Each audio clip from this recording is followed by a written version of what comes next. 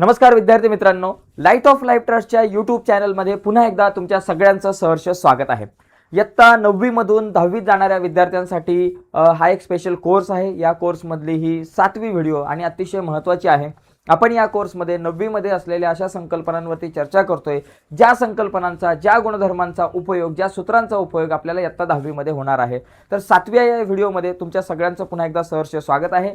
जाऊयात पुढे जाण्याच्या अगोदर एक रिक्वेस्ट आहे मित्रांनो, जर तुम्ही नवीन असाल आपल्या चॅनलवर आणि अजूनपर्यंत आपला चॅनल सबस्क्राईब नसेल केला तर आत्ताच आपला चॅनल सबस्क्राईब करा आणि त्या बाजूला असलेलं बेलचं बटन दाबा, जेणेकरून आम्ही अपलोड केलेल्या प्रत्येक नवीन व्हिडिओची नोटिफिकेशन सगळ्यात अगोदर तुमच्यापर्यंत पोहोचेल. चला जाऊयात पुढे. बघा मित्रांनो, आज आपल्याला चर्चा करायची आहे वर्तुळावरती. बघा, वर्तुळ तुम्हाला माहिती आहे, वर्तुळ या घटकावरती आपण 9वीला चर्चा केली, इयत्ता 8वीला चर्चा केली, 7वीला 6वीला सुद्धा चर्चा केलेली आहे. तर वर्तुळ म्हणजे काय, हे वर्तुळ तुम्ही बऱ्याच ठिकाणी ऑलरेडी बघितलेलं आहे. वर्तुळ कुठं कुठं आहे बघा. वर्तुळाचा जर विचार केला तर हातातल्या बांगडीमध्ये वर्तुळ आहे, आईने बनवलेल्या भाकरीमध्ये वर्तुळ आहे, त्याचबरोबर गाडीच्या चाकामध्ये वर्तुळ आहे, आपल्या डोळ्यांच्या जे बुबुळ आहे त्याच्या आतमध्ये सुद्धा तुम्हाला वर्तुळ आहे. तर वर्तुळ आपल्याला बऱ्याच ठिकाणी पाहायला मिळतं. कधी कधी काय होतं माहिती आहे का, बरीचशी मुलं वर्तुळ आणि गोल याच्यामध्ये थोडीशी गफलत करतात. गोल म्हणजे क्रिकेटचा चेंडू आणि वर्तुळ म्हणजे हातातली बांगडी, हातातला कडा आणि क्रिकेटचा चेंडू याच्यामध्ये खूप फरक आहे. तर अशा प्रकारे हा आपला वर्तुळ असतो. ओके, तर या वर्तुळाच्या संदर्भात काही महत्त्वाच्या संकल्पना आपण समजून घेऊयात. बघा, पहिली गोष्ट, हे वर्तुळ जे आहे, या वर्तुळाची ही जी काही कडा असते, त्या कडेला आपण वर्तुळाचा परिघ म्हणतो. पण त्याच्या अगोदर वर्तुळाला एक केंद्रबिंदू असतो. वर्तुळाला काय असतं, एक केंद्रबिंदू असतो, एकच केंद्रबिंदू असतो वर्तुळाला. आणि या एका केंद्रबिंदूपासून, बघा हे केंद्रबिंदू जरा नीट मध्ये घेऊ, केंद्रबिंदूपासून हा जो वर्तुळाचा परिघ आहे, या परिघावरचा कोणताही बिंदू यांना जोडणारी रेषा म्हणजे त्रिज्या, म्हणजे ओए जी आहे. इथं जर तुम्ही नीट पाहिलं तर ओए, तिला आपण काय म्हणतो, आर म्हणजे वर्तुळाची त्रिज्या. ओएला म्हणतात वर्तुळाची त्रिज्या. ओके, वर्तुळाची त्रिज्या झाली ओए.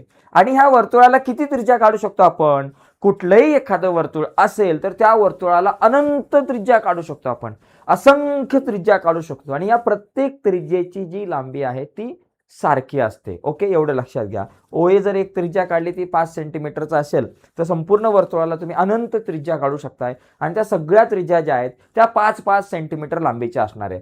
त्याच्यानंतर पुढचा मुद्दा, ह्या वर्तुळाची जी काही कडा आहे, वर्तुळाचा हा जो परिघ आहे, त्या परिघावरचे कोणतेही दोन बिंदू जोडणारी रेषा.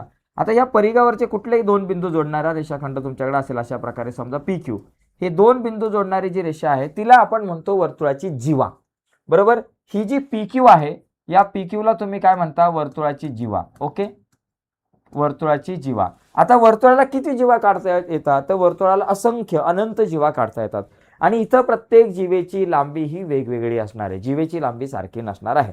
आता यातला सगळ्यात महत्त्वाचा पुढचा मुद्दा काय, अशी एक जीवा वर्तुळाच्या केंद्रबिंदूतून जाणारी जी काही जीवा असेल, उदाहरणार्थ आपण याला MN म्हणू, M आणि N, ही जी जीवा आहे वर्तुळाच्या केंद्रबिंदूतून जाणारी जीवा म्हणजेच वर्तुळाचा व्यास असतो. आणि वर्तुळाचा जो व्यास आहे हा MN, हा नेहमी केंद्रामधून जातो म्हणून त्याला आपण व्यास म्हणतो. आणि हा जो व्यास आहे MN ला काय म्हणू आपण बाबा, MN ला आपण म्हणू व्यास. आता जो व्यास आहे हा नेहमी त्रिज्येच्या दुप्पट असतो. काय असतो, 2 गुणिले त्रिज्या. व्यास हा त्रिज्येच्या दुप्पट असतो.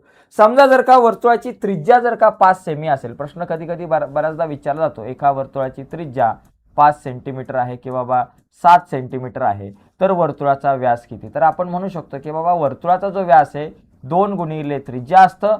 आणि 2 गुणिले त्रिज्या आपल्याकडे किती आहे, 2 गुणिले त्रिज्या आपल्याकडे 7 आहे, मग 7 दुने 14 सेंटीमीटर वगैरे या ठिकाणी होणार आहे.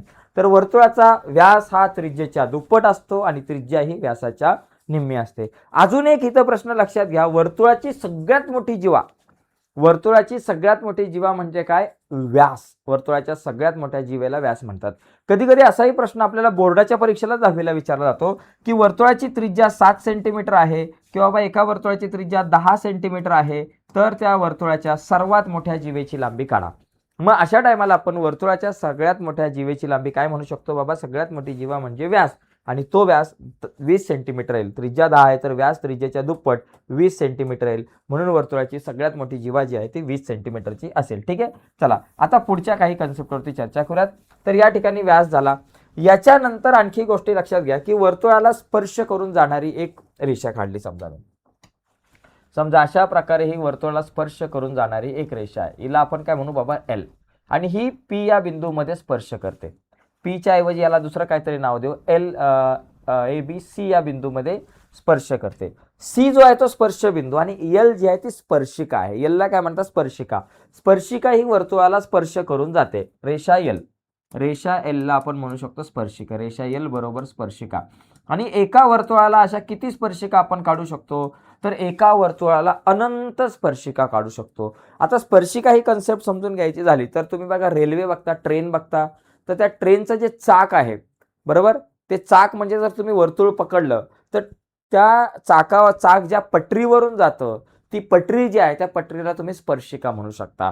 गाडीचं चाक असेल, एखादी गाडी असेल किंवा सायकलचं चाक जे आहे त्याला तुम्ही वर्तुळ म्हटलं तर रस्ता जो आहे त्याला तुम्ही स्पर्शिका म्हणू शकताय.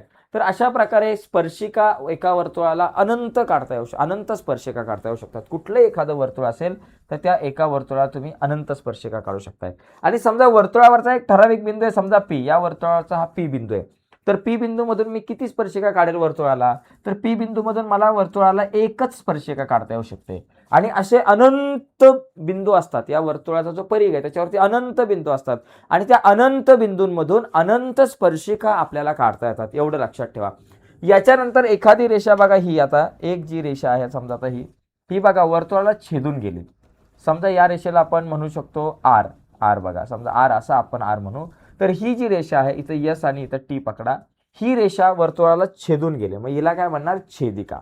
या रेषेला म्हणजे रेषा एस टी जी आहे तिला आपण काय म्हणू शकतो, छेदिका. इथं आपण म्हणू बाबा रेषा एस टी, रेषा एस टी बरोबर छेदिका. ओके, या काही संकल्पना तुमच्या लक्षात आल्या असतील, तुम्हाला समजलं असेल तर या काही महत्त्वाच्या संकल्पना आहेत ज्या वर्तुळाशी निगडीत आहे. मी बाजूला होतो, याचा जर तुम्हाला स्क्रीनशॉट वगैरे हवा असेल तर तुम्ही घेऊ शकताय. ओके, चला. तर बघा आता आपण थोडंसं पुढे जाऊयात, पण पुढे जाण्याच्या अगोदर एक पुन्हा एकदा रिक्वेस्ट करतो, जे विद्यार्थी नवीन आहेत आपल्या चॅनलवर आणि अजूनपर्यंत तुम्ही आपला चॅनल सबस्क्राईब नसेल केला मित्रांनो, तर आत्ताच चॅनल सबस्क्राईब करून त्या बाजूला असलेलं बेलचं बटन दाबायला विसरू नका. ओके, याच्यानंतर वर्तुळाशी निगडीत आणखी काही महत्त्वाचे मुद्दे लक्षात घ्या. पहिली गोष्ट, वर्तुळाचे क्षेत्रफळ. वर्तुळाचे क्षेत्रफळ तुम्हाला माहिती पाहिजे, वर्तुळाचं क्षेत्रफळ. तर वर्तुळाच्या क्षेत्रफळाचं सूत्र आहे पाय आर वर्ग, हे वर्तुळाच्या क्षेत्रफळाचं सूत्र. त्याच्यानंतर वर्तुळाचा परिघ. वर्तुळाचा परिघ जर मला काढायचा असेल तर वर्तुळाच्या परिघाचं सूत्र आहे 2 पाय आणि आर. आणि तिसरं वर्तुळाचे माप. वर्तुळाचे माप, वर्तुळाचे माप, वर्तुळाचं जे माप आहे ते वर्तुळाचं जे माप आहे 360 अंश असतं. ओके, आता याच्यामध्ये जर अर्धवर्तुळ मी काढले, एका वर्तुळाचे दोन भाग केले, केंद्रबिंदूमधून जाणारा जीवा म्हणजे जो व्यास आहे, हा व्यास वर्तुळाचे दोन भाग करतो, वर एक अर्धवर्तुळ आणि खाली एक अर्धवर्तुळ झालंय. मग तुम्ही वर्तुळाच्या क्षेत्रफळाचा विचार केला तर पायार वर्ग. अर्धवर्तुळाच्या काय येईल बाबा, 1/2 पायार वर्ग.